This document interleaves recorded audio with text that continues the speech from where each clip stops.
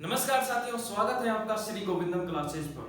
दोस्तों, आज की क्लास में एक महत्वपूर्ण टॉपिक लेकर आया हूं मैं आपके लिए, जो हमारी एग्रीकल्चर की प्रत्येक परीक्षा में पूछा जाता है। इस टॉपिक से थ्योरेटिकली भी क्वेश्चन बनता है और इसका अगर हम कॉम्पिटिशन एग्जाम्स की बात करें तो वहां पर भी प्रश्न बनता है। शुरू करते हैं आज की क्लास, और इस क्लास के एंड में मैं आपको बताऊंगा कि आज जो भी हमने पढ़ाया है इसके नोट्स आपको किस प्रकार से मिल सकते हैं। आपको कंप्लीटली फ्री नोट्स इसके मिलेंगे। इसी टॉपिक से हम जो टेस्ट लेते हैं वो टेस्ट आप किस प्रकार से दे सकते हो, वो सारी चीजें बताऊंगा क्लास के एंड होते ही। ओके, सो आज की क्लास का हमारा टॉपिक है बेटा मृदा क्षरण व संरक्षण। क्या होता है, आपने बहुत बार सुना होगा, आपने एग्रीकल्चर पढ़ी होगी तो वहां पर भी सुना होगा कि एग्रीकल्चर में हमारा जो मृदा वाला चैप्टर है, टॉपिक है, वहां पर भी आता है। आपने अगर 12th क्लास में एग्री केमिस्ट्री पढ़ी होगी वहां पर भी आता है इसका टॉपिक। ओके, मृदा क्षरण क्या होता है? क्षरण का मतलब देखो, अभी मैं देशी भाषा में आपको बताऊं। पहले क्षरण का मतलब होता है हटना, किसी भी चीज का हटना। ठीक है, जैसे कि मैं बात करूं कि मेरे ऊपर ये कोट है, कोट के ऊपर अगर मिट्टी जम रही तो मिट्टी को मैं यहां से ऐसे करूंगा तो ये क्या होगा, मिट्टी यहां से हट गई है। ठीक है, तो मृदा का क्षरण मतलब मृदा जो होती है हमारी, वो हमारे पेड़ पौधों की वृद्धि और विकास के लिए अति आवश्यक होती है। और उस मृदा के अंदर क्या होते हैं, पोषक तत्व होते हैं। बात को समझना, मृदा होती है, मृदा के अंदर क्या होते हैं, पोषक तत्व होते हैं जो हमारी पौधों की वृद्धि और विकास के लिए आवश्यक होते हैं।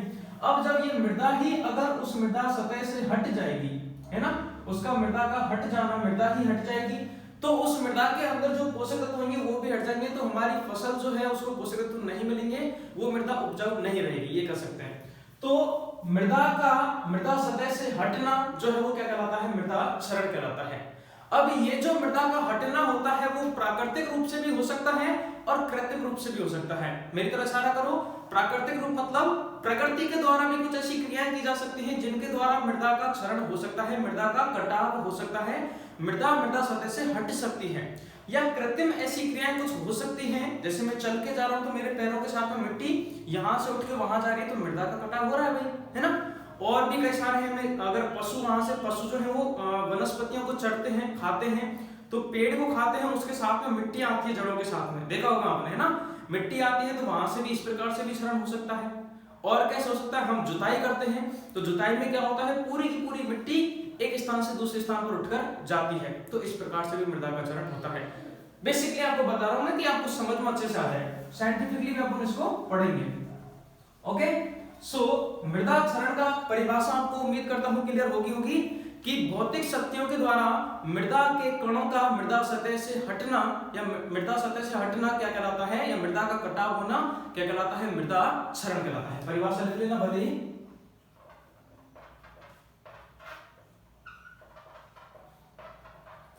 भौतिक शक्तियों द्वारा मृदा सतह से मृदा कणों का हटना, या जिसको हम कटाव कह सकते हैं, कटाव क्या कहलाता है, मृदा क्षरण।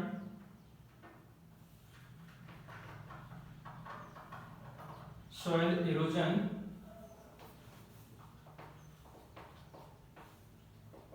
कहलाता है।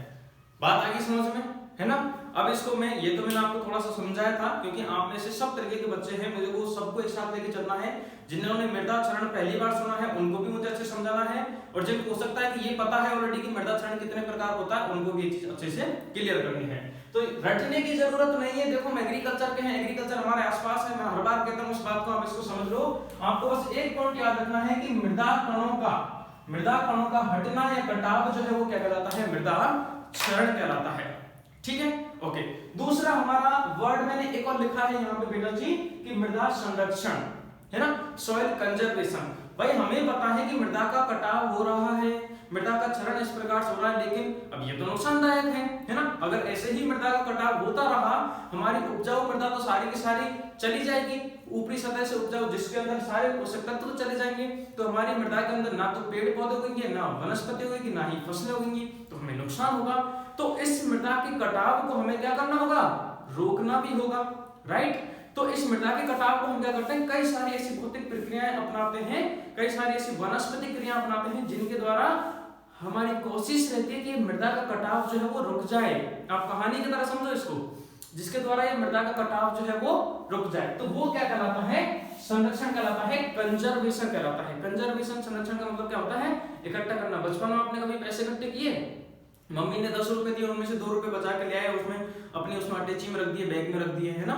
इधर से कोई सामान के लिए किसी से बोलते हैं 1 रुपए दिए, उसको अपने अटैची में रख लिए, तो ये क्या कर रहे हैं? पैसों का जमाव कर रहे हैं, रोक रहे हैं, है ना।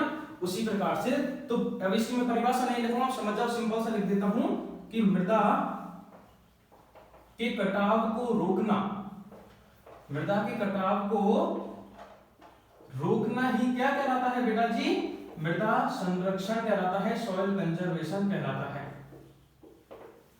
ठीक है, हेडिंग जो थी अपनी, पॉइंट जो था, ये इंपॉर्टेंट टॉपिक है। क्वेश्चन समझ में आ गया कि मृदा संरक्षण क्या होता है? मृदा सतह से कटना हटना क्या कहलाता है? मृदा क्षरण कहलाता है। और जो मृदा का कटाव हो रहा है उसको रोकना क्या कहलाता है? मृदा संरक्षण कहलाता है। ठीक है, अब बात आती है कि ये मृदा संरक्षण किस प्रकार से होता है। तो ये मृदा संरक्षण जो है, मृदा क्षरण जो है ना, मृदा क्षरण मतलब मृदा का कटाव जो है वो 2 प्रकार से होता है। सोचो कौन कौन से प्रकार से होता है। डेफिनेशन आपने लिख ली होगी, डेफिनेशन को मैं मिटा रहा हूं। ओके, अब मैं इसको शॉर्ट एंड स्वीट तरीके से, क्योंकि आज की क्लास का मेरा टारगेट ये है बेटा जी कि जल्दी से जल्दी कम से कम समय में विद इन 10 मिनट के अंदर मैं आपको इस इंपॉर्टेंट टॉपिक को कंप्लीट क्लियर कर दूं। और ऐसा क्लियर कर दूं तो जन्म मरण तक आप कभी नहीं भूलोगे। आपका अगर पुनर्जन्म भी होगा तो ये टॉपिक आपको जरूर याद रहेगा, है ना। ऐसा क्लियर कर लो इसको। ओके, सो मृदा क्षरण का समझ में आ गया, मृदा संरक्षण का भी समझ में आ गया। अब हम बात करते हैं कि मृदा क्षरण कितने प्रकार से हो सकता है। तो मृदा क्षरण जो है वो 2 प्रकार से हो सकता है, जिसमें पहला प्रकार जो हो सकता है मृदा क्षरण, वो मैंने आपको क्या कहा था कि मृदा का कटाव या तो प्राकृतिक रूप से हो सकता है या वानस्पतिक रूप से हो सकता है ना। जल्दी, तो एक तो हो सकता है प्राकृतिक, जिसको हम कहेंगे प्राकृतिक क्षरण, और एक होता है त्वरित।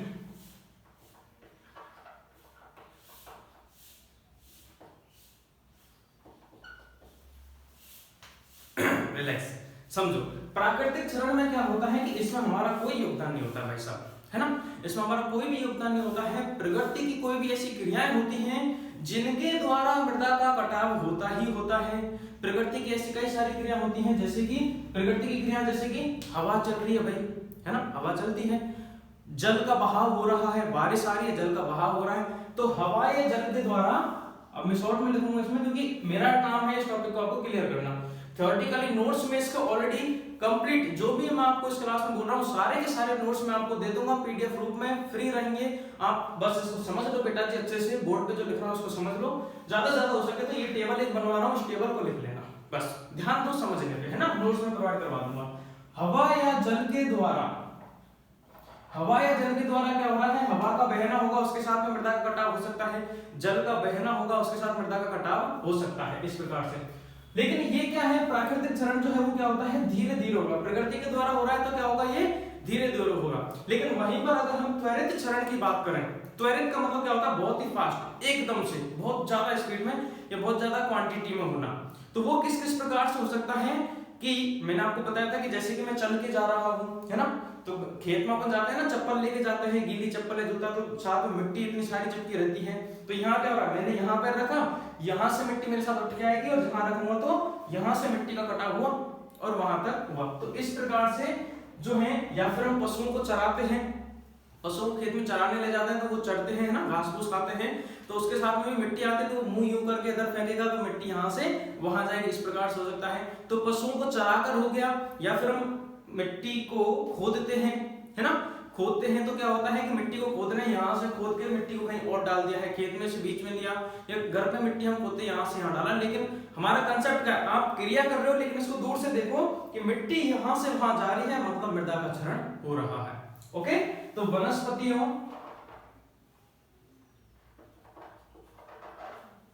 वनस्पतियों को चराकर,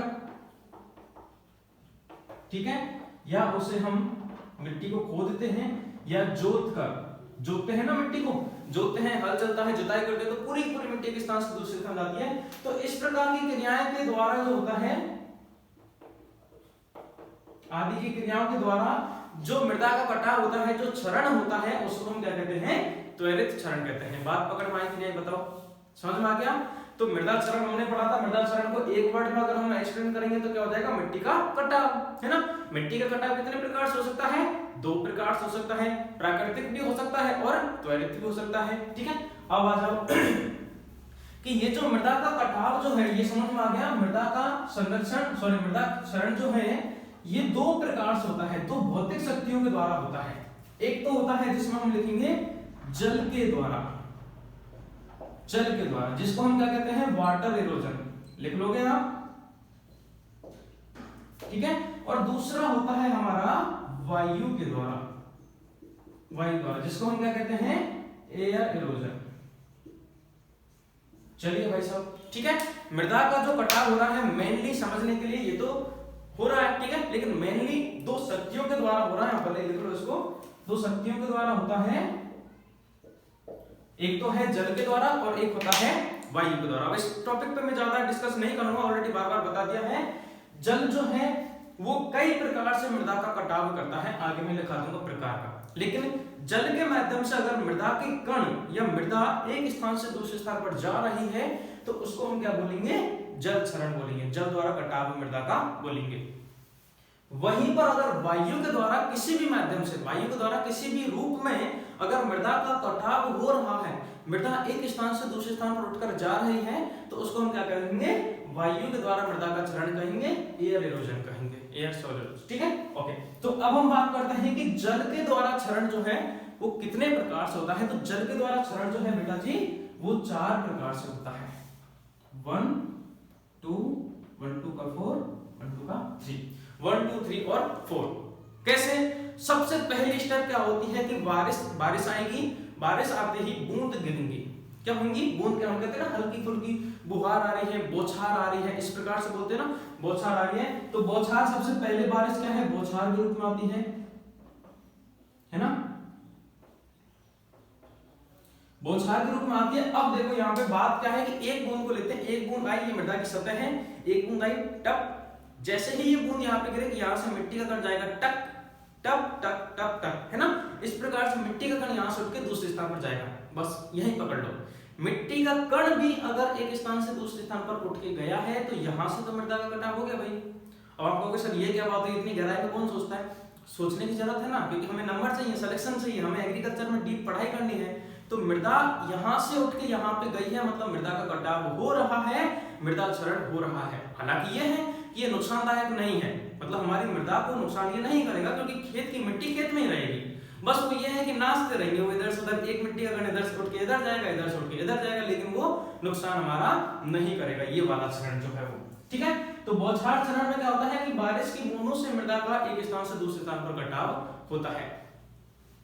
उसके बाद में, लेकिन अब ये बारिश रुक नहीं रही है, ये बारिश बार बार अगर टप टप टप टप करके बौछार आती रहेंगी तो धीरे धीरे पानी बढ़ जाएगा खेत के अंदर, है ना, खेत के अंदर पानी बढ़ जाएगा। तो अब यहाँ पे क्या है कि खेत में होता है कि फड़िया निचोड़, जिसको हम कहते हैं, बारिश करी तुम्हारे एरिया में फड़िया निचोड़ बारिश आई है, मतलब इतना है कि थोड़ा सा गीला गीला हो गया, पूरी परत गीली गीली हो गई है ना, एक परत सी बन गई है जिसमें पानी एक परत सी बन गई है। तो अब ये जो पानी की परत जो बनी है, ये पानी रुका हुआ तो रहेगा नहीं, ये पानी जो है वो बहकर जाता है। तो जब पानी थोड़ा सा इधर उधर बहता है, परत के रूप में जब बहता है, तो परत के साथ उस पानी तो प्योर तो रहेगा नहीं, पानी के अंदर मिट्टी के कण भी घुले रहेंगे, वो भी एक स्थान से दूसरे स्थान पर जाएंगे। तो यहाँ के कण वहां चले गए, वहां के कण वहां चले गए, वहां के कण वहां चले गए, परत के रूप में बहकर। तो इसको हम क्या कह देंगे भाई, परत क्षरण। बात पकड़ मारिए, क्या कह देंगे इसको, परत क्षरण कह देंगे, ठीक है। पहले बौछार गिरेगी, फिर परत आएगी, परत क्षरण हो गया इसको, ठीक है। उसके बाद में तीसरा है, अब ये बौछार बार बार आ रही है, परत ज्यादा गहरी है, खेत के अंदर पानी थोड़ा सा ज्यादा बढ़ने लग जाएगा, तो क्या होगा भाई, ये देखो एक ही स्टेप है, लेकिन उसको 4 भागों में हमने बांट दिया, उसी प्रकार से जल क्षरण आपका हो जाएगा। बारिश गिरी, बौछार गिरी, बौछार क्षरण हो गया। बौछार ज्यादा आएगी तो पानी की परत बन गई है, तो परत क्षरण हो गया। अब ये पानी और ज्यादा आएगा तो ये परत जो है, पानी जो है वो रुका हुआ नहीं रहेगा, पानी क्या बहकर जाएगा, एक स्थान से दूसरे स्थान पर क्या होगा, बहकर जाएगा। अब खेत जो है हमारा क्या है, वो समतल नहीं होता है ना। एक तो होता है कि खेत बिल्कुल समतल है, जैसे कि हमारा घर होता है, स्विमिंग पूल वगैरह देखोगे पानी है तो पानी फिक्स वहीं है, कहीं नहीं जाएगा। लेकिन खेत हमारा समतल नहीं होता है, तो खेत में कुछ उबड़ खाबड़ स्थान होते हैं, तो ऊंचे स्थान से पानी बहकर नीचे स्थान पर जाएगा, और जब ऊंचे स्थान से नीचे स्थान पर बहकर जाता है, आपने देखा होगा पतली सी नालियां बनती हैं, है ना, तो जिसको हम बोलते हैं रिल। क्या बोलते हैं? रिल क्षरण बोलते हैं। इसमें क्या होता है कि वो पानी जो है, रिल क्षरण बोलते हैं इसको, पानी जो है वो बहकर जाता है पतली नालियों के रूप में, है ना, बिल्कुल ही बहुत छोटी छोटी सी अंगुली के बराबर नालियां होती है मैक्सिमम, तो मान लो पानी बहकर जाएगा तो वहां से मृदा का क्षरण होता है। लेकिन इसकी हम भरपाई कर सकते हैं, ये जो पतली नालियां जो बनती हैं, अंगुली के समान नालियां बनती हैं, तो इसको हम क्या है कि कर्षण क्रिया के द्वारा, जुताई के द्वारा, हम जैसे जुताई करें तो सारी नालियां मिट जाएंगी, खेत समतल हो जाएगा, तो इसकी हम भरपाई कर सकते हैं। उसके बाद में अब भाई बारिश तो अभी भी नहीं रुक रही है ना, रुकने का नाम नहीं ले रही है। पहले बहुत सारा एक तो लॉस हुआ, परत के रूप में आने लगा, फिर और पानी बहने लगा तो पानी बहकर जाने लगा, अभी भी नहीं रुक रही, तो अब क्या है, बहुत भयंकर बारिश आएगी। भयंकर बारिश आएगी तो पानी बहुत ज्यादा होगा, तो पानी बहुत ज्यादा बहकर जाएगा, तो बड़े बड़े, अब नालियों से काम नहीं चलेगा, अब नाले बना देगी, है ना, तो बड़े बड़े नाले बना देती है जिनकी भरपाई करना मुश्किल होता है ना। अब देखोगे सड़क की सड़क पूरी ढह गई है ना, चला गया इस प्रकार से, तो उसको हम बोलते हैं अवनालिका। उसको हम क्या कहते हैं? अवनालिका क्षरण कहते हैं, जिसमें बड़ी बड़ी नालियां बन जाती हैं जिनकी भरपाई करना मुश्किल होता है। रिल में क्या होता है कि छोटी छोटी नालियां बनती हैं जिनको हम जुताई के द्वारा भरपाई कर सकते हैं, उनको हम कवर कर लेते हैं वापस नेक्स्ट जब क्रॉप हम बोएंगे तब। लेकिन अवनालिका में क्या है, बड़े नाले बन जाते हैं, और इसमें सरफेस सॉइल को तो छोड़ो, सरफेस सॉइल के साथ में सब सरफेस सॉइल भी जो है उसका भी नुकसान होता है, वो भी मिट्टी बहकर जाती है। बड़े बड़े नाले बनते हैं ना, आपने देखो गैप हो जाता है जिसमें पूरा की पूरा, जिनको हम जुताई के द्वारा भरपाई नहीं कर सकते हैं, है ना। डूंगर जहाँ पे डूंगर वगैरह नहीं होते वहां पे देखोगे आप ज्यादा बन जाते हैं, गहरे गहरे नाले बन जाते हैं पानी बहकर जब जाता है, तो इसको हम जुताई के द्वारा भरपाई नहीं कर सकते। तो ये सबसे क्या बोल सकते हैं, डेंजर बोल सकते हैं, डेंजर लेवल पे होता है अवनालिका क्षरण। सबसे जो नुकसानदायक, सबसे भारी वाला क्षरण जो है, हाई लेवल का क्षरण जो है वो कौन सा है? अवनालिका क्षरण है, अवनालिका क्षरण है। पॉइंट आगे समझ में सारे? जल के द्वारा क्षरण इस प्रकार होता है। मैंने आपको एक ही चीज क्लियर कर दी है कि बारिश को आप ध्यान में रख लो, बारिश के द्वारा पानी कैसे बह जाता है, उसी को आप 4 स्टेप में कन्वर्ट कर देना, ये हो जाएगा। अब आ जाओ इधर, वायु के द्वारा क्षरण होता है, तो वायु के द्वारा भी अलग अलग, इसमें भी ये वायु के द्वारा क्षरण होता है। पहले तो आप इसको लिख लो बेटा जी, ये 3 प्रकार से होता है। ये कितने प्रकार से होता है? 4 प्रकार से। ये होता है हमारा 3 प्रकार से होता है। कैसे? इसको भी सुनो। इस रूम के अंदर वायु है, इस रूम के अंदर मिट्टी के कण भी हैं जो मुझे दिख नहीं रहे हैं, लेकिन मिट्टी के कण जो हैं वो घूम रहे हैं। पहली बात तो अगर मैं थोड़ा सा बाहर जाऊंगा, तो स्टूडियो में थोड़ा सा बाहर जाऊंगा, बाहर अगर थोड़ी सी हवा चल रही है, एकदम से हवा चली, तो मिट्टी के कण उठ के जाएंगे, यहां से उठ के गए वो ज्यादा से ज्यादा वहां तक जाएंगे, वहां जाकर वो बैठ जाएंगे, ठीक है, इस प्रकार से। वहां से उठ के थोड़ा सा और दूर कर जाएंगे, वहां जाकर बैठ जाएंगे। और तीसरे प्रकार का होता है जैसे रेगिस्तान वगैरह ये हो गए, कि पूरी की पूरी मिट्टी एक स्थान से, यह परत है वो एक स्थान से पूरी की पूरी दूर चली गई उड़कर, ओके, इस प्रकार से। तो वही चीज यहाँ पे है। वायु के द्वारा क्षरण जो होता है वो 3 प्रकार का होता है, जिसमें सबसे पहला है उच्चलन, दूसरा है निलंबन, और तीसरा है सतह क्षरण। साल्टेशन, सस्पेंशन और सरफेस क्रिप, ओके, इंग्लिश में इनको बोलते हैं साल्टेशन, सस्पेंशन और सरफेस क्रिप। साल्टेशन जो है इसका मैं इधर लिख लूं, थोड़ा उधर दिखेगा नहीं। इसमें क्या होता है कि उछल में मतलब उछल के जाते हैं, है ना, यहां से उछले वहां तक जाएंगे, तो 0.1 से 0.5 mm के कण जो होते हैं वो बेटा जी एक स्थान से दूसरे स्थान पर उठकर जाते हैं, वो यहां से ज्यादातर वहां तक जाएंगे, फिर बैठ जाएंगे। निलंबन में क्या होता है, 0.1 या उससे भी कम mm के आकार, mm है ना, के कण जो होंगे वो होते हैं, जो मैं कह रहा था कि इस रूम में भी मृदा के कण हैं जो घूम रहे हैं, मुझे दिख नहीं रहे हैं, ये नग्न आंखों से नहीं दिखता है। इसको हम देख सकते हैं कि थोड़ी सी हवा चलती है तो यहां से उठ के वहां पर जाएंगे। और तीसरे प्रकार का होता है सतह सर्पण, जिसमें पूरी की पूरी सरफेस, सतह मतलब सरफेस ही उठ के जाती है, जो हमारे रेगिस्तान इलाके वगैरह में जो होती है। इसमें क्या होता है 0.5 mm या उससे अधिक आकार के जो कण होते हैं वो एक स्थान से दूसरे स्थान पर उठकर जाते हैं। तो इस प्रकार से मृदा का जो क्षरण होगा उसको हम सतह सर्पण क्षरण कहते हैं, जो वायु के द्वारा होता है। समझ में आ गया? तो मैंने आपको अभी उसमें एक चीज और आपको बतानी है, पहले यहां तक एक बार रिवाइज करवा देता हूं। हमने आज की क्लास में हम टॉपिक क्या पढ़ रहे हैं? मृदा क्षरण व संरक्षण। मृदा क्षरण क्या होता है? मृदा, अब इसको देखो 3 लाइन में खत्म कैसे करते हैं। मृदा क्षरण क्या होता है? जल्दी से मेरे साथ बोलो। मृदा का कटाव जो है मृदा का क्षरण कहलाता है, समझने के लिए, है ना। थ्योरी परिभाषा जो है मैं नोट्स में आपको दे दूंगा, अच्छे से डिजाइन करके कैसे लिखनी है, बोर्ड एग्जाम में कैसे लिख के आनी है। लेकिन कंपटीशन एग्जाम में सिर्फ उसका मतलब ध्यान में रखना होता है, उससे क्वेश्चन को सॉल्व करके आना है हमें एग्जाम में, है ना। तो मृदा का कटाव जो है वो क्या कहलाता है? मृदा क्षरण कहलाता है। इस मृदा के कटाव को रोकना क्या कहलाता है? मृदा संरक्षण कहलाता है, सॉइल कंजर्वेशन कहलाता है। मृदा क्षरण जो है वो 2 प्रकार से होता है, प्राकृतिक रूप से होता है और त्वरित रूप से होता है। प्राकृतिक रूप से जल या वायु भौतिक शक्तियों के द्वारा, प्राकृतिक शक्तियों के द्वारा अगर मृदा का कटाव हो रहा है तो प्राकृतिक क्षरण कहेंगे। बहुत फास्ट बोल रहा हूं, इसलिए बोल रहा हूं कि सबको जल्दी से फटाक से रिवीजन कर लो, ठीक है। त्वरित क्षरण जो होता है वो क्या होता है कि एक साथ अगर मृदा का कटाव होता है, जैसे कि पशुओं को चारा, वनस्पति चारा क्या बोलते हैं उसको, चराते हैं तो, या फिर खोदते हैं तो, मृदा को खोदकर या मृदा को जुताई करके जो क्षरण होता है वो त्वरित क्षरण कहलाता है। उसके बाद आ जाओ, नीचे आ जाओ, है ना। मृदा क्षरण जो था वो किन के द्वारा होता है? वो 2 प्रकार से हो सकता है, 2 शक्तियों के द्वारा हो सकता है, जल के द्वारा हो सकता है या वायु के द्वारा हो सकता है। जल के द्वारा जो मृदा का क्षरण है वो 4 प्रकार से होता है।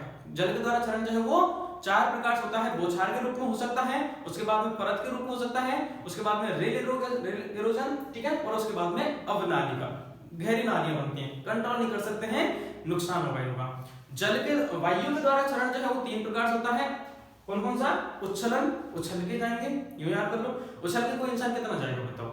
मैं यहां से उछल के जाऊंगा तो यहां तक ही तो जा पाऊंगा। तो उच्छलन मतलब उछल के जाएंगे तो थोड़े से मोटे आकार के कण होते हैं जो एक स्थान से दूसरे स्थान पर चले जाते हैं। उच्छलन। निलंबन मतलब मुझे नहीं दिख रहा है वो, लेकिन फिर भी हो रहा है, इस मृदा के अंदर इसमें है तो बहुत छोटे कण हैं जो हमें दिखते नहीं है, नहीं दिखेंगे, है ना। निलंबन, ट्रिक है, याद कर लो। उच्छलन, निलंबन, और तीसरा है सतह सर्पण। सतह की सतह पूरी बहकर चली गई तो सतह सर्पण। इस प्रकार से मृदा का कटाव जो है वो होता है, तो उसको मृदा क्षरण कहते हैं। इसको वेरी वेरी इंपॉर्टेंट डाल लेना, क्वेश्चन यहाँ से बनता है एक तो, ठीक है। एरिया पूछा जाता है इसमें से कि कौन सा क्वेश्चन हमारे जो बनता है वो ये बनेगा, वायु क्षरण। निम्न में से वायु क्षरण कौन सा है? वायु क्षरण में से हार्ड क्वेश्चन बनेगा तो ये बनेगा, इतने आकार के कणों में से निम्न में से कौन से प्रकार का वायु क्षरण होता है। इधर से अगर क्वेश्चन बनता है तो निम्न में से कौन सा जल क्षरण है या कौन सा जल क्षरण नहीं है, कैसे भी क्वेश्चन बन सकता है।